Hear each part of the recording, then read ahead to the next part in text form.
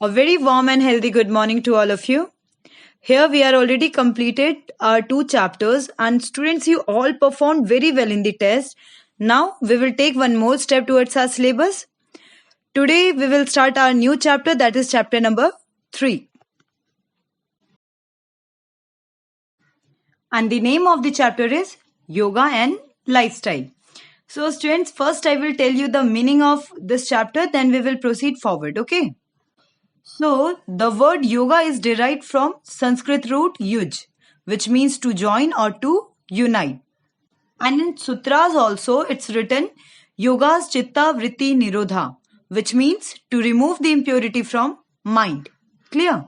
But nowadays, yoga considered as a system of exercises for the body that involve breath control and helps to relax both your mind and body, right? And in simple way, you can say yoga combines physical exercises, mental meditation, and breathing techniques to strengthen the muscles, or we can say relieve stress. Okay. And lifestyle means the way that you live. As we all know, children, that modern life patterns affect our health in different aspects, like physically, mentally, socially, right? So we all have different problem in every age group. Like students are worried to complete their work, and youth are facing employment problem, right? And parents are busy in their responsibilities. So every age group having their own issues, right? So and they don't have time to maintain their physical and mental health. So because of that, they may suffer from various diseases like obesity, hypertension, diabetes. Clear? So to avoid these circumstances, we should involve some exercises in our daily routine. Okay, children? Now, in this chapter, today we will discuss only asanas as a preventive measures and obesity. Clear?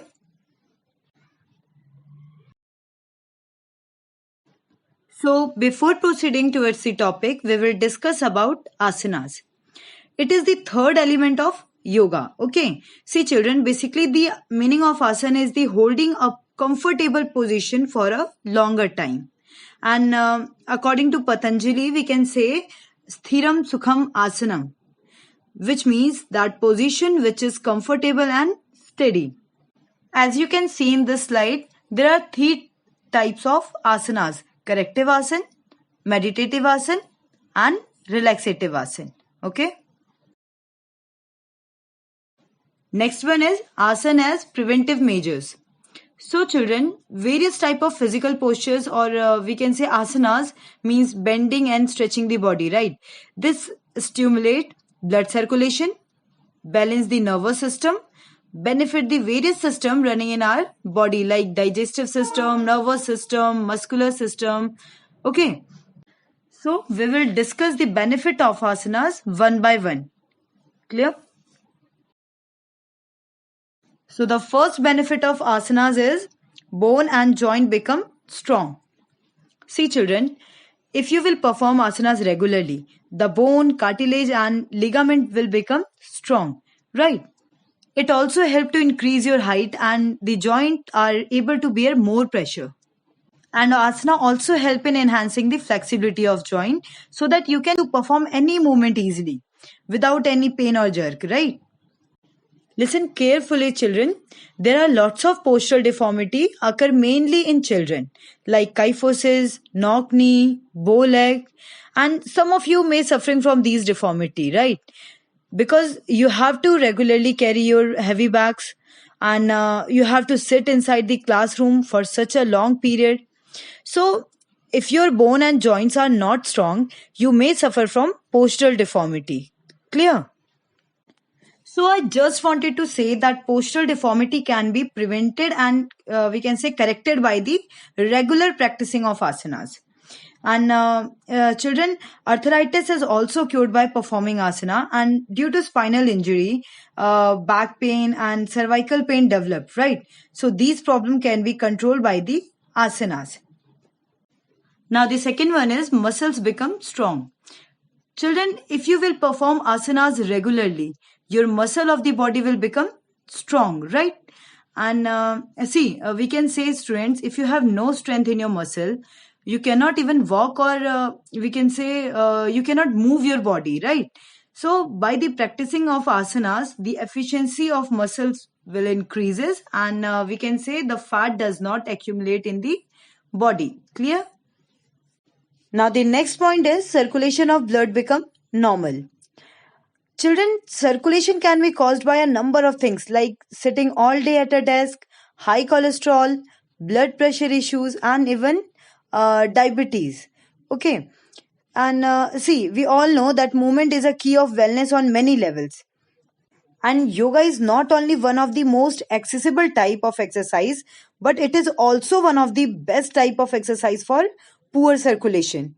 Here I used one word, accessible type of exercise, which means it's low impact exercise, can be done by any age group. Okay.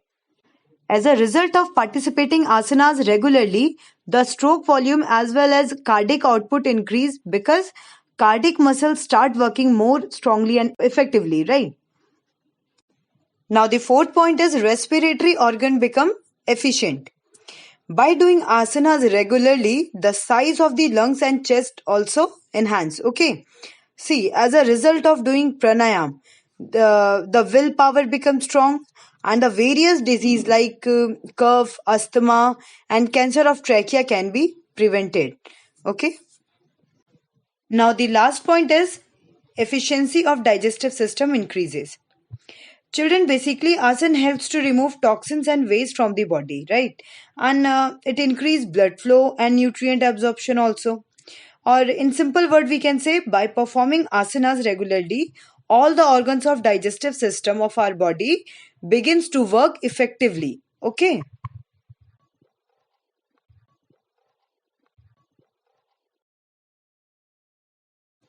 Now we will talk about one disease, that is obesity. It is that condition of the body in which the amount of fat increase to extreme level. Okay. Or we can say that condition in which adipose tissues increases in our body that result obesity. Okay. And children, adipose tissue is also called fat tissue. Clear?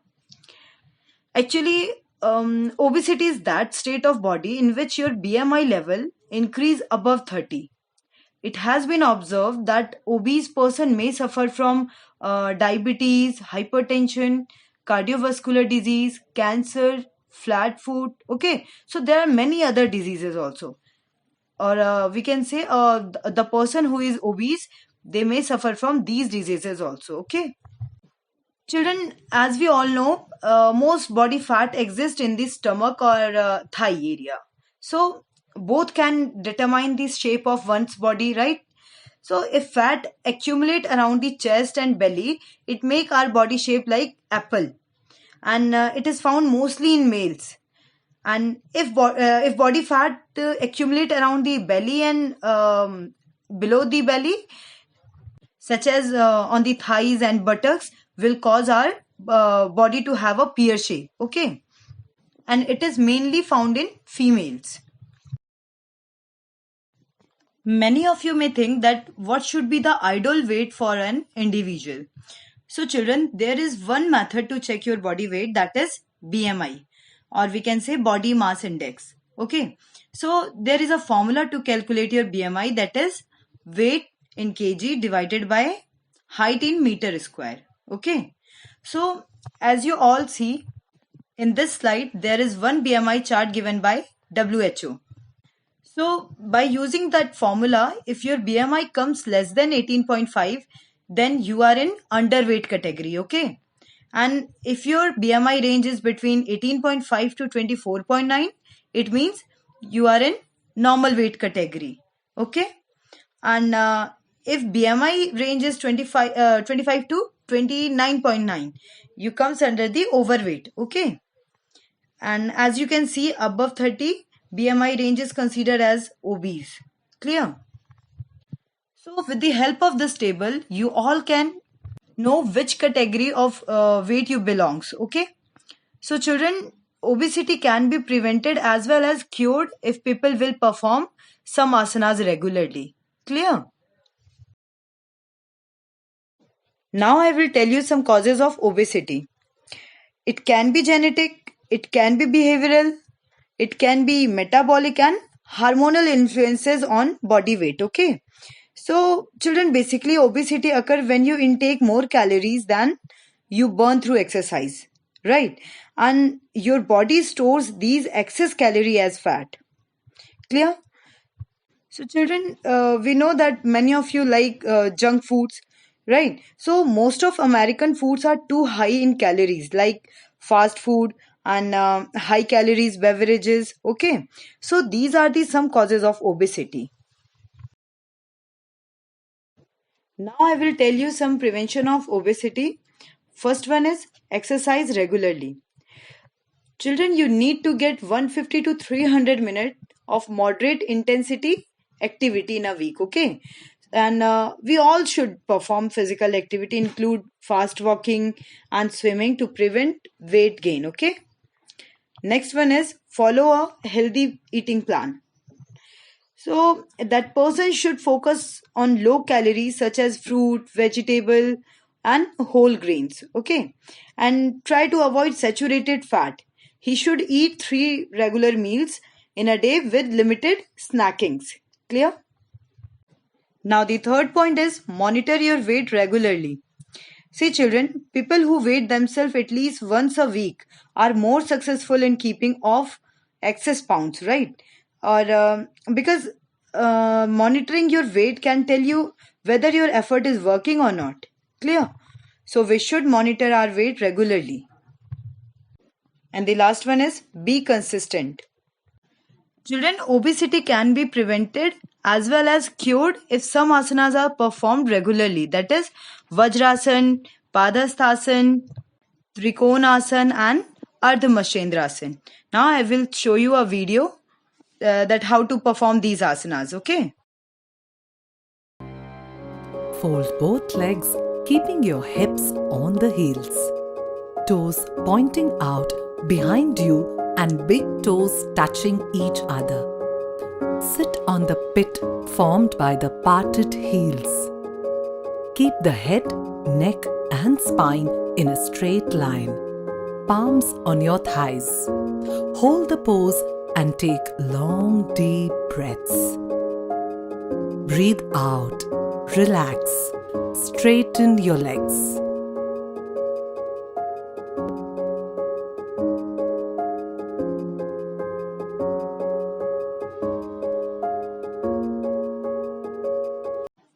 Children, as you have seen video that how to perform Vajrasan, now I will tell you the benefit of Vajrasan. Okay.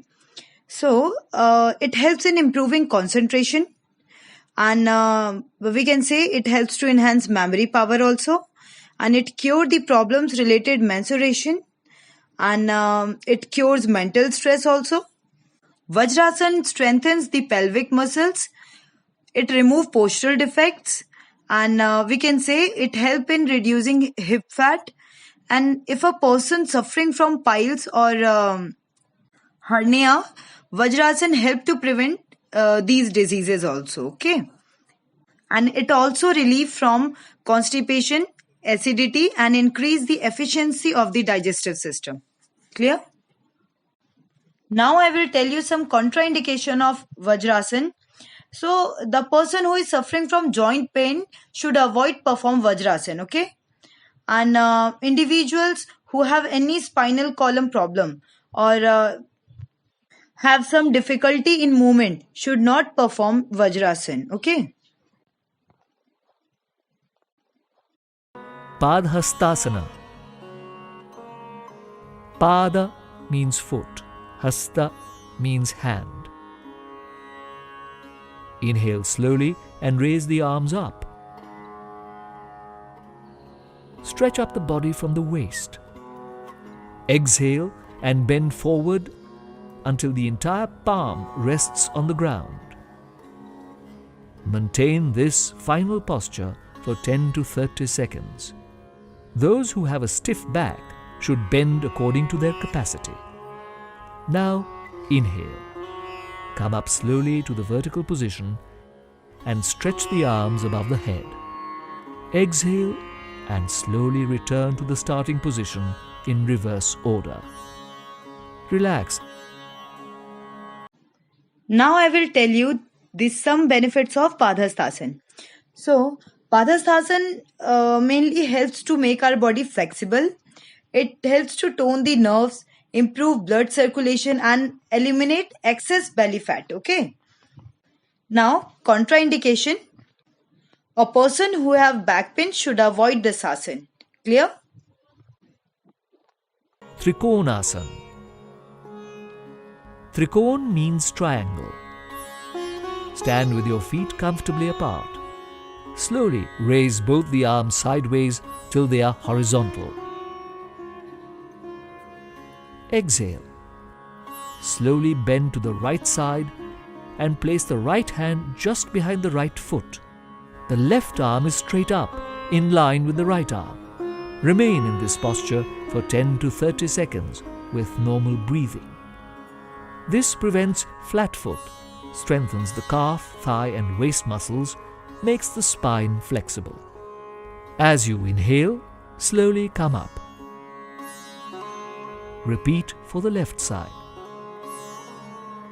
Avoid this posture in case of slipped disc, sciatica, and after undergoing abdominal surgery. Do not go beyond your limits.